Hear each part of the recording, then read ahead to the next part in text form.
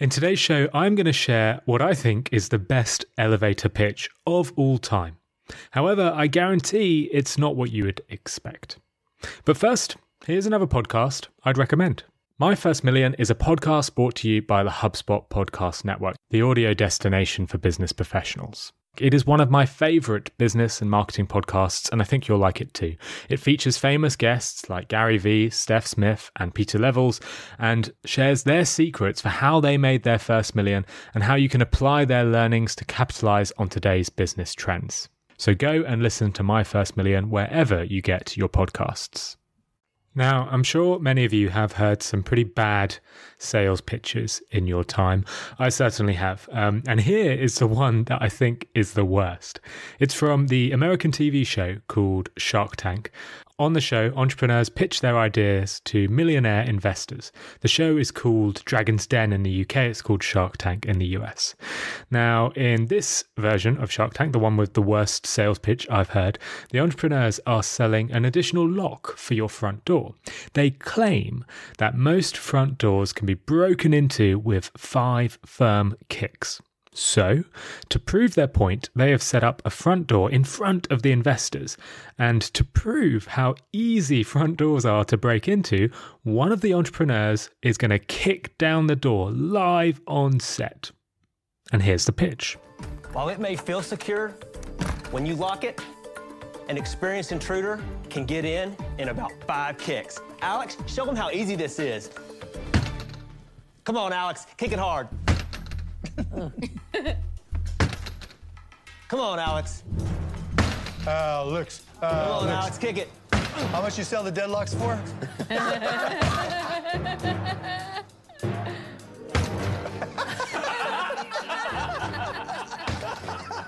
This continues for another minute. Alex keeps kicking and kicking, but the door won't budge. It completely ruins their point. They can't kick down the door, so there's really no need for their product. Eventually, Alex decides to get a pickaxe out. He starts chopping at the door and eventually breaks down the door. But it's too late. The pitch has literally fallen to pieces. Unsurprisingly, the entrepreneurs didn't get an investment. They left the show empty-handed. What's funny, though, is that the product they were trying to sell is actually really successful. They had turned over $4 million in annual revenue. They should really have got an investment. Their business was solid, but their pitch was awful. So, what makes a good sales pitch? That is what we're going to uncover today. But why should you care? You might not be in sales. Well, the thing is, everyone has to sell. Perhaps you're trying to sell a holiday to your friends. Perhaps you're trying to convince your kids to go to bed. Perhaps you're trying to persuade your flatmate to put the bins out. You have to sell your boss on your latest idea. You have to sell your boss on giving you a pay rise or even getting you some extra time off. Sales is about convincing and it is about persuading, and that's something all of us need to do. But few of us, very few of us, have a reliable set of tactics we can use to convince and persuade. Think about the last time you tried to convince someone. How did you do it? Did you have a strategy, or did you say the first thing that came into your head? I'll be honest, for me, it's usually the first thing that comes into my head. I'm bad at persuading. I hardly think about how to convince, so I don't usually get what I want. So I have decided to change that. I have spent the last few weeks studying the science behind successful salespeople, and today I will reveal the secrets behind those salespeople. To help, I've invited on fellow podcasters, BizBros, who have 7 years experience selling, and together we will share tips that you need to convince, persuade, and sell. To kick off, let me introduce these guests. They are the hosts of the Content is Profit podcast. Louise and Fonzi have spent 7 years learning about the art of sales in multiple different industries, and here they are introducing themselves. My name is Luis, and this is also Luis, my brother. We have the same name, and we're actually brothers from Venezuela. We call him Fonzi. Yep. We grew up in Venezuela. We played soccer. That was our dream. We got to play in Europe for a couple of years. We came to the States with soccer scholarships. I played D1. Fonzi got to pro level here. He played 6 months as a pro. And then after that, we had an identity crash. We didn't really know what to do after that. And we took on the identity of entrepreneurs. So we tried a few businesses, from vinyl stickers to screen printing, And then everything transitioned into what we do now, 7 years later, with content marketing and content production. And eventually it all transitioned into what we're doing now with Content Momentum and the podcast, Content is Profit. Now, Louise and Fonzi didn't have traditional sales jobs, but they always had to sell. In the US, 1 out of 9 jobs are considered sales jobs. But that sort of underplays how much time most of us spend selling. A Gallup survey found that on average, 40% of our time at work is spent doing something called non-sales selling. Now, non-sales selling basically means persuading, influencing, and convincing others, not always to sell a product, but to convince others to do something. Louise and Fonzi are definitely both in these camps. They, over the last 7 years, have been selling, whether that's literally selling their marketing service or convincing people to listen to their podcast. Right. And that's what I see kind of like our story going, like post soccer. We started, the business of stickers. And during the sticker era, we learned design. We learned how to put a website together. Then we started doing the t-shirts. Well, the t-shirts we needed to go sell. So we started, cold calling people and we learned a little bit of those skills. And then we transitioned into digital marketing. And then you have a whole different, array of skills that go there, like copywriting, funnel building. And all those skills have been, stacking throughout time, right? We put in work throughout time and learned so many things, so many different skills that we feel very comfortable now sharing them in front of the mic to an audience. Now, these two have spent 7 years gaining these skills, but not all of us have that amount of time to learn. So I've collected 5 evidence-backed studies that I think should give you a head start on sales. Here's the first. 2 researchers, Galansky and Maddox at INSEAD Business School in France, have studied what makes a novice salesperson more successful. In their 2008 experiment, the researchers simulated a sales negotiation for participants who had no sales experience. This was just like a real-life sales negotiation, except there was a twist. One set of participants were encouraged to sell any way they knew how. They were just told to go in and they're asked to sell. But another set were asked to empathize with their sales counterparts, to think about their feelings and emotions. And one final set were asked to go even further, not only to empathize, but to try and see the world through their customer's perspective. What happened? Well, the empathizers secured many more deals than the control group, the one who went in sort of without any strategy. But the perspective takers did even better. 76% of them managed to negotiate a deal that satisfied both sides, far higher than the control group, the one that went in with no strategy. Something similar happened with another negotiation study. This negotiation study was between recruiters and job candidates. Once again, the perspective takers fared far better, not only for themselves, but also for the negotiation partners. Galansky wrote, taking the perspective of one's opponent produced both greater joint gains and more profitable individual outcomes. Perspective takers achieved the highest level of economic efficiency without sacrificing their own material gains. The takeaway is simple. To sell, try and view the world through the perspective of the buyer. So imagine you're trying to convince a child to go to bed. Don't just tell them to go to bed. Put yourselves in their shoes. Perhaps you might realize that there is a book they want read to them, or 10 more minutes of drawing. Taking their perspective should help you find a solution that works. And look, the perspective-taking tactic won't work every time, but the evidence is there.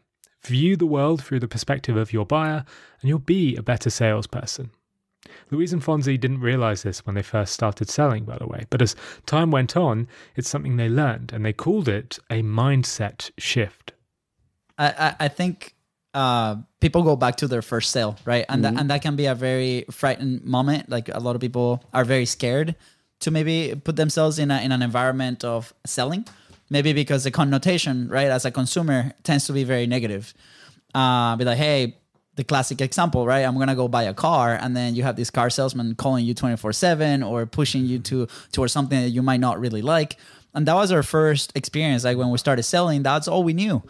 But as you get put in these situations, you start finding about their problems. How can you help you? Like today, our belief is that what we do is 100% helpful and is at the service if we don't offer it to people. So of course we're gonna go out there, we're gonna dig in, and if they're the right customer, the right person with the right problem, and we can solve it 100%, right? So the mindset shift has been massive from that point on. And me personally, at the time I was working in a fitness studio. I went into sales in part because that was one of the only jobs that I could get at the moment. I didn't really want to go to corporate side, and I would sell gym memberships. So that put me in an environment where I could put reps in and out every single day, and I could get a lot of no's, because guess what? Every no will lead you to the next yes, right? So it was like, okay, if I increase the rate of no's, perfect. Eventually I'm going to get a yes, and that's win. I'm going to grab that win. I'm going to learn from it, and then I'm going to go into the next thing. One of the things they learnt over the years after getting all those no's was the power of mimicry.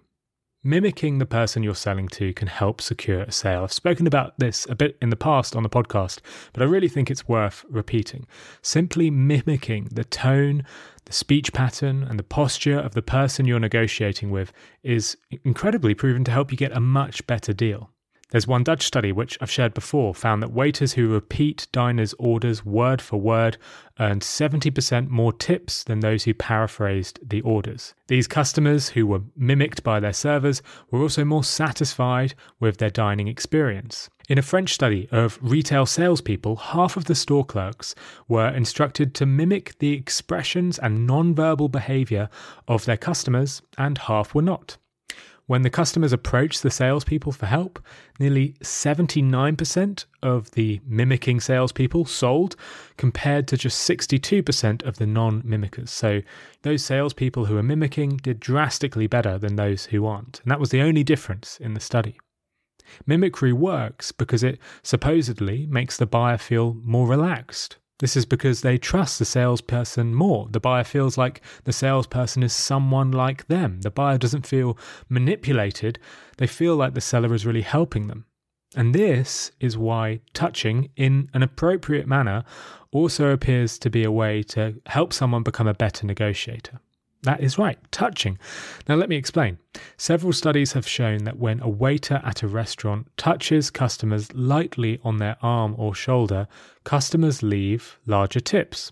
One study found that women in nightclubs were more likely to dance with men who lightly touched them on their forearm for just a second when making the request. The same held true in a non-nightclub setting where men asked for women's phone numbers.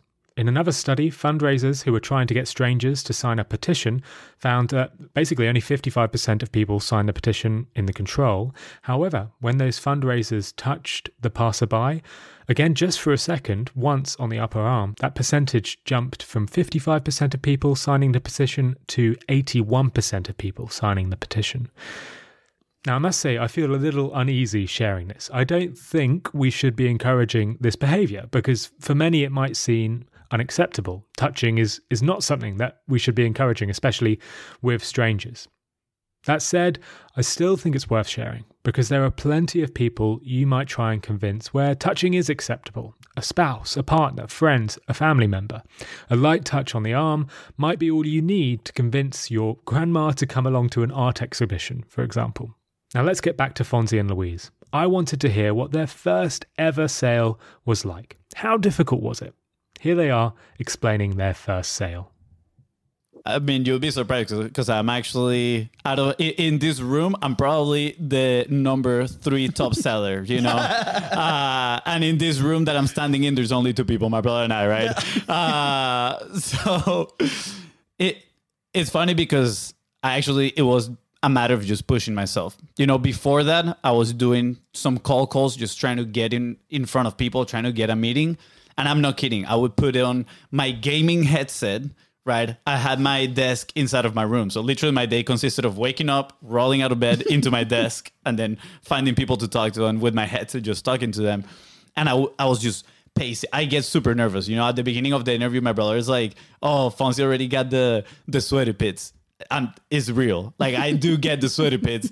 And I was walking back and forth in my room, just trying to literally get in the mindset of being able to call people and accept being rejected.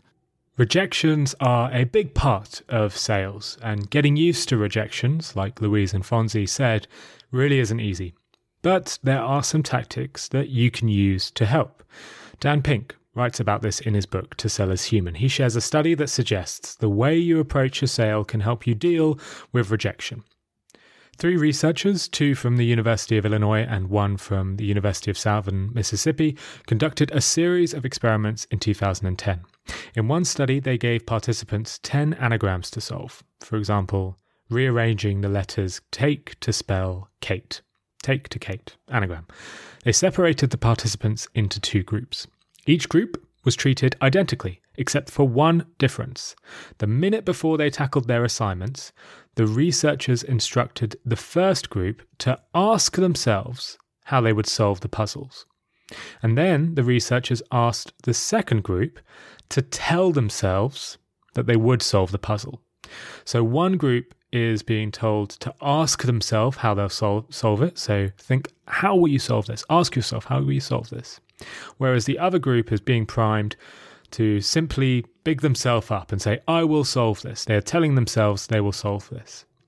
Now, on average, the questioning group, the ones who asked themselves how they would solve the puzzle, solved 50% more than the self-affirmation group, the pumped-up group that told themselves they would sell more. Dan Pink says there are 2 reasons why. By asking yourself how you'll overcome a problem, you start to come up with answers and strategies for carrying out the task. Dan says, imagine for instance that you're readying yourself for an important meeting in which you must pitch an idea and marshal support for it. You could tell yourself, I'm the best, this is going to be a breeze, and that might give you a short-term emotional boost.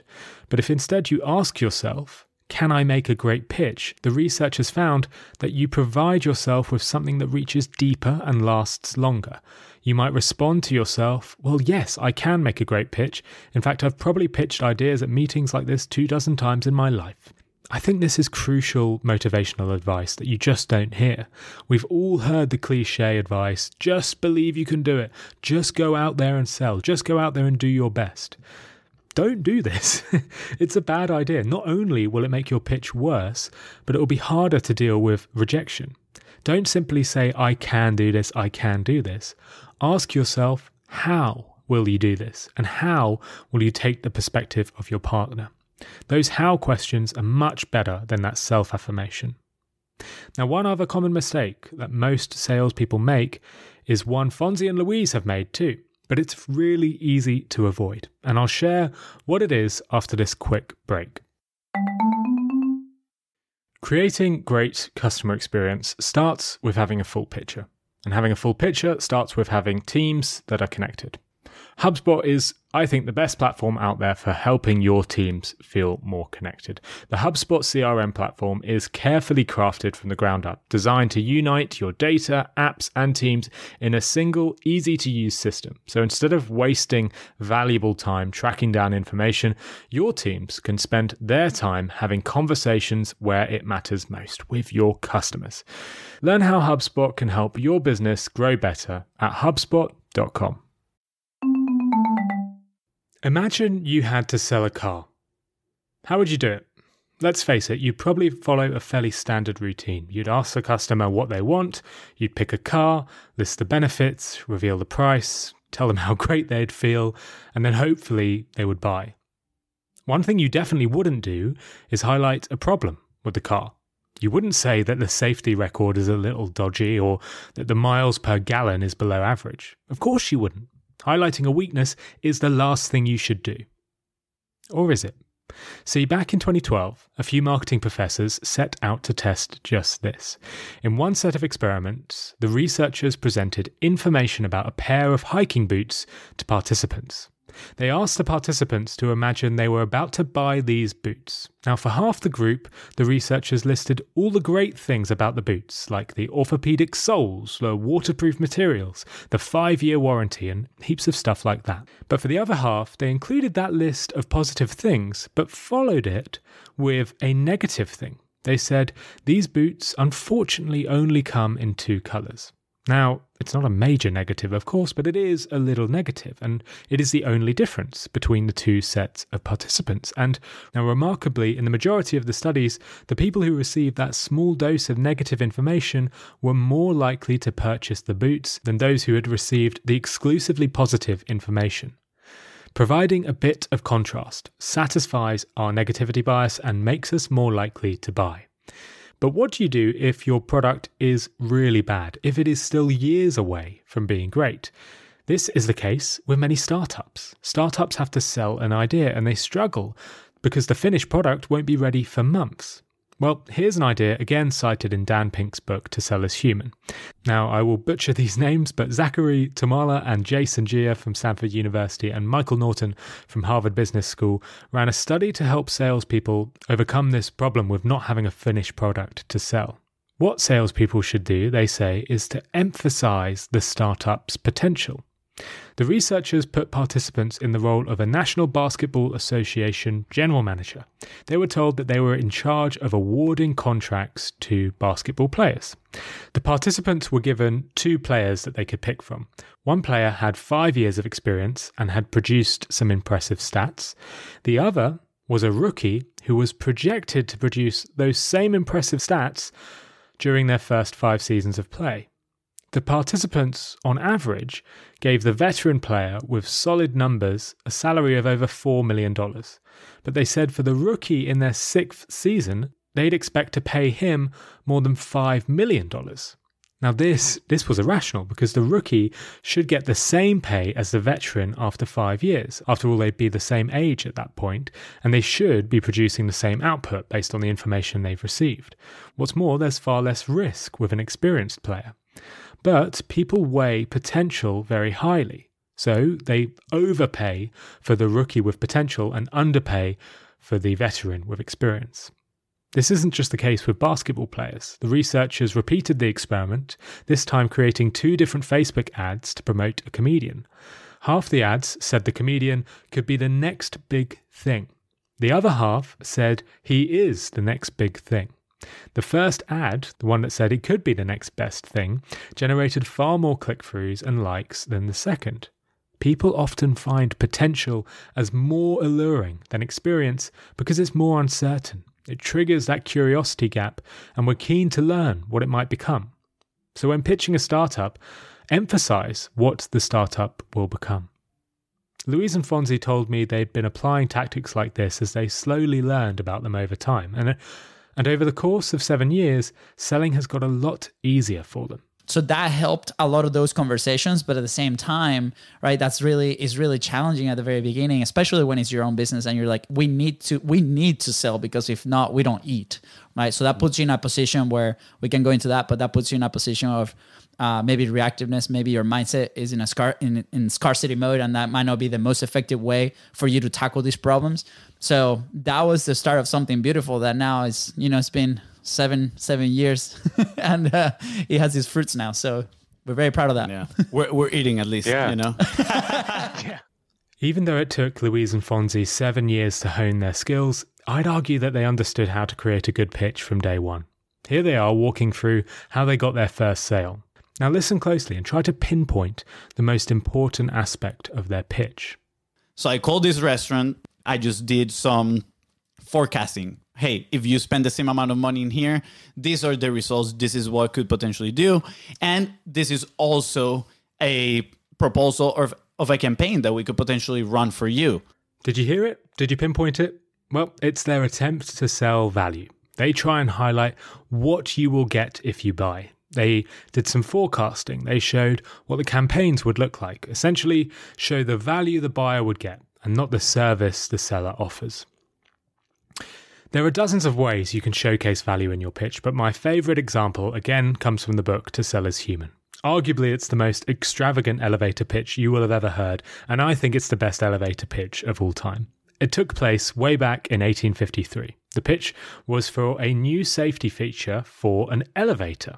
So an elevator pitch for an elevator. It sounds dull, but just hold on and listen to the pitch. See, back in 1853, elevators were fairly unsafe. If the rope snapped, everyone in the elevator was in trouble. It would hurtle towards the ground and crash. Elisha Otis, an American craftsman, found a way around this problem. He attached a wagon spring to the platform and installed ratchet bars inside the shaft. So, if the rope did snap, the wagon spring would activate and save the elevator from plummeting.